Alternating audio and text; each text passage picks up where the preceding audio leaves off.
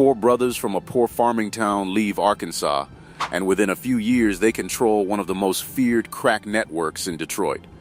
But their rise didn't just change the streets, it changed policing, communities, and the system itself. In this video, we're breaking down how the Chambers brothers built their empire, how they operated like a business, and how a mix of police force and community action ultimately brought them down. By the end, you'll understand how crime, poverty, and policing collided during one of the most intense periods in modern American history. 1. Roots in poverty.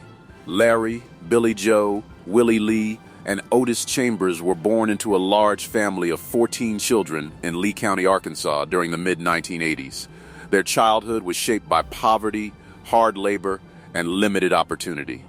Growing up in a cotton farming family in a low-income, predominantly black rural community meant options were extremely restricted. At the time, systemic racism still quietly controlled who could access better jobs and positions of power.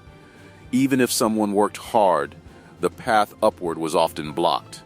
For the Chambers brothers, staying meant survival, but not progress. So Billy Joe Chambers made a decision that would change everything. He left Arkansas and headed north to Detroit, hoping to find work and a better future. 2. Entry into the drug trade. When Billy Joe arrived in Detroit, he didn't immediately enter the crack cocaine business. Instead, he started with marijuana, and he was good at it. He built connections, understood the streets, and made serious money. At first, he was hesitant to move into crack cocaine. The risks were higher, and the damage it caused was obvious.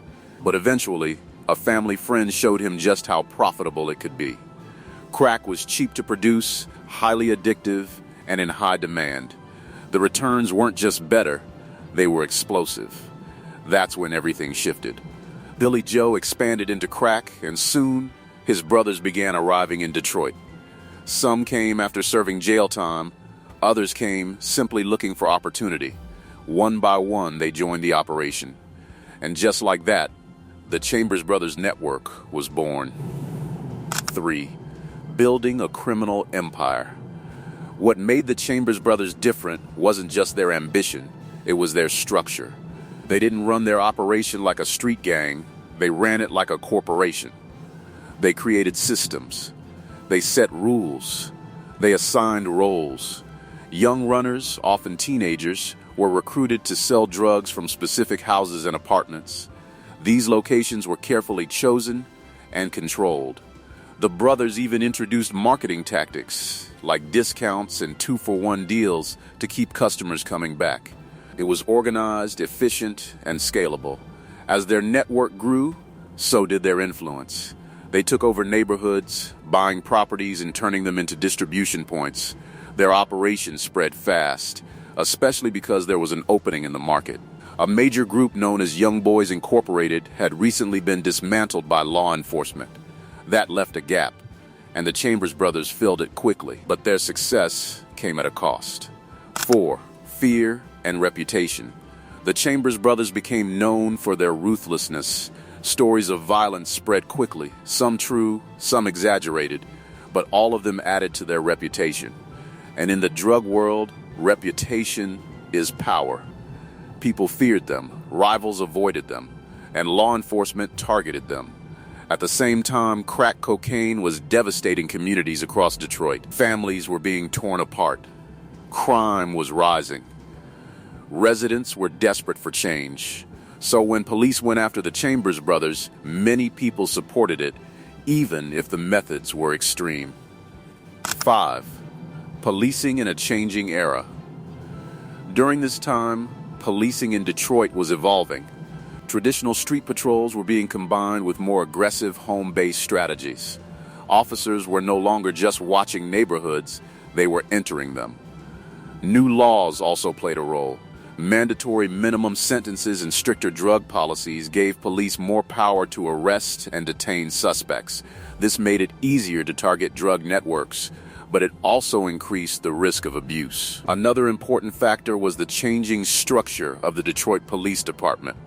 Years earlier, policies had been introduced to increase diversity within the force. While this created new opportunities, it also led to tension and backlash from some white officers. Out of this tension came a group known as the No Crack Crew. 6. The No Crack Crew. The No Crack Crew was a group of officers who openly resisted the changes happening within the police department. They were known for their aggressive tactics and their racism. They believed they were fighting a war against drugs, and they justified extreme actions in the name of that mission. As the Chambers brothers gained more power, the No Crack Crew intensified their efforts. They targeted neighborhoods believed to be connected to the network. Civilians were picked up for questioning, sometimes without clear evidence. People were pressured to give information about suspected drug houses. In many cases, entire communities were treated as suspects. These tactics reflected a broader shift toward militarized policing.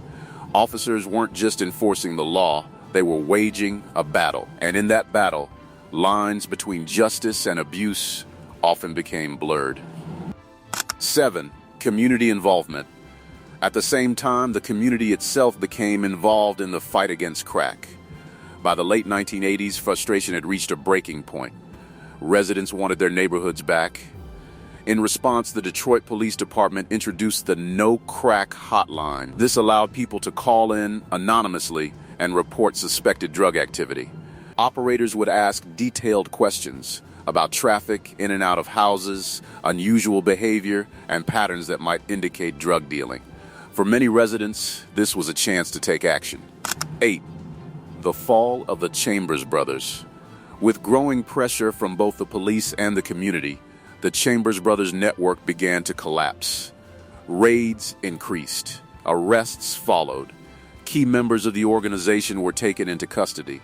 Eventually, the operation was dismantled. The case became so significant that it gained national attention. It was even referenced in a presidential nomination speech, highlighting just how big the story had become.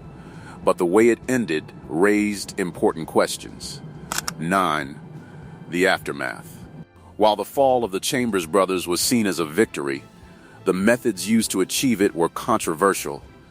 Unsanctioned raids, forced interrogations, aggressive policing in already vulnerable communities. Many innocent people were caught in the process. The war on crack didn't just target drug dealers, it reshaped entire neighborhoods. It increased incarceration rates and deepened mistrust between communities and law enforcement. Conclusion. The story of the Chambers brothers isn't just about crime. It's about opportunity, or the lack of it. It's about how systems shape choices, and how those choices can spiral into something much bigger. Their rise was fueled by economic hardship and demand. Their fall was driven by force and community action. And in between, an entire city was affected. If you found this breakdown helpful, don't forget to like, share, and subscribe. And if you want more stories that go deeper into the real systems behind crime and power, check out the next video.